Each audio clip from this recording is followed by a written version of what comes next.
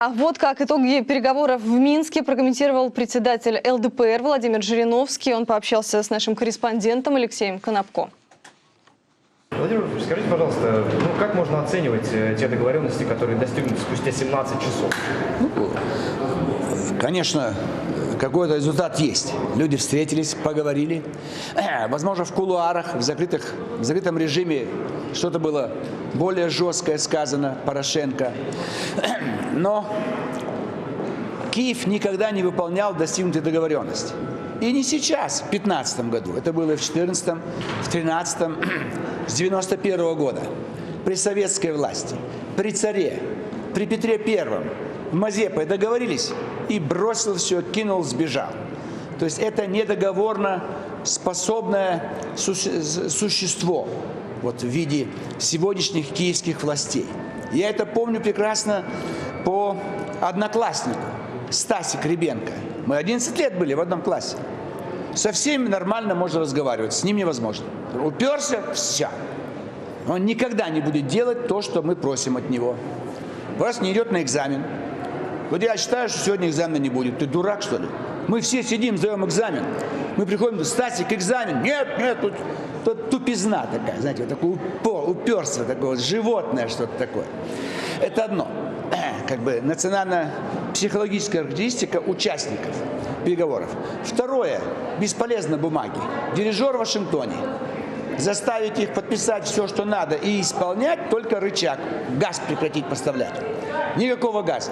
Все долги заставить заплатить. Они должны десятки миллиардов долларов. И ошибка нашей страны. Еще в 1998 году мы ратифицировали здесь, в этом зале, договор о дружбе. С кем вы дружить собираетесь? Только фракция ЛДПР ни одного голоса не дала. В 2010 году Харьковские соглашения. С кем вы заключаете? Ни одного голоса не дали. И сейчас переговоры ведите, документы подписывайте, но они выполняться со стороны Киева не будут, кровь будет проливаться, будут гибнуть русские люди. Поэтому ополчение пусть двигается в любом направлении. Силой смести все боеспособные части Украины. То есть лишить их газа, лишить денег, лишить армии и последнее лишить населения. Надо звать население Украины в Россию, всех, кто хотят. Мы можем половину Украины перебросить за Урал. Это 15 миллионов. Как раз то, что нам нужно, чтобы раздать им землю, пусть живут, питание есть, энергия есть, и никто не будет стрелять. То есть мы должны оставить Порошенко с учеными функциями президента Крещатика, на которой пустота. Никого нет, тлеющие эти баллоны, шины, которые они жгли на Майдане. Только так можно действовать, только так они поймут. Сила, жесткость, охват, и чтобы Новороссия вернулась в Россию.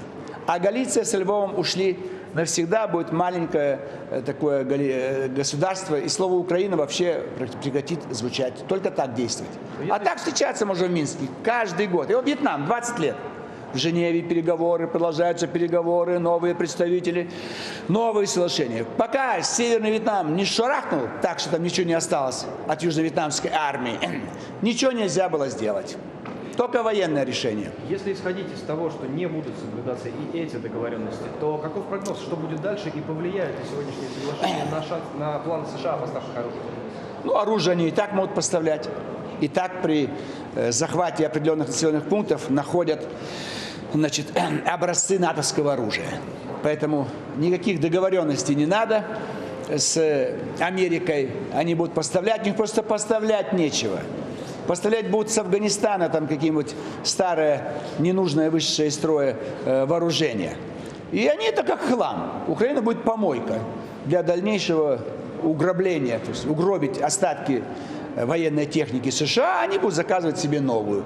Они люди первого сорта, славяне, украинцы, что это такое? Второй сорт, им все, мусор. Украина как мусор, мусорная свалка для всех этих негодяев, этих добровольцев, всякие там эти солдаты удачи, дикие гуси, что там они все погибли. Преступники там все будут погибать. То есть перемолоть через украинскую помойку отходы человеческого производства, так сказать, человеческого общества и отходы военной техники. И так будет длиться несколько лет. Это полигон. Полигон для США. Что война пришла, вот Корея начали, Вьетнам, далеко все это. Сирия, Египет, Израиль, там, Ирак. Все далеко, вот рядом здесь, полыхает. Можно и Россию держать пожестче, и всю Европу держать пожестче. А дирижер будет сидеть в Вашингтоне. Так что все будет продолжаться, как и было. Был очень интересный момент в течение этих 17 часов, что о том говорили, что ЛНР и ДНР отказались подписать проект документа, который согласовали лидеры, в том числе Владимир Путин. Тем не менее, Запад говорит, что ДНР и ЛНР это практически наши марионетки, они будут соглашаться с Путиным во всем. Так получается, это не так? ЛНР и ДНР ничьими марионетками не являются. Они сами вооружились, сами подняли восстание, защищают русских, Россию, Донбасс, родные места. Они коренные жители и Луганска, и Донбасса всего. И они не обязаны кого-либо слушать. Они в крови уже все. Они похоронили своих друзей, родственников. Если им будут сейчас навязывать после войны такое кровопролитное соглашение, по которым они никто, с ними даже разговаривать не хотят, правильно делают, что отказываются подписать. Ну и, наверное, вот последний момент. Недавно, совсем несколько минут назад, «Коммерсант» передал, что Порошенко заявил, что достигнуто соглашение о скором освобождении Савченко. Но это все-таки не политический вопрос, она под следствием. Возможно ли это, или он просто обманывает? Ну, он мог эту тему затронуть. В конечном итоге она никакого значения не имеет. Но я бы не отпускал ее. Нужно провести судебное заседание и 20 лет тюрьмы. И тоже на Дальний Восток. Только так.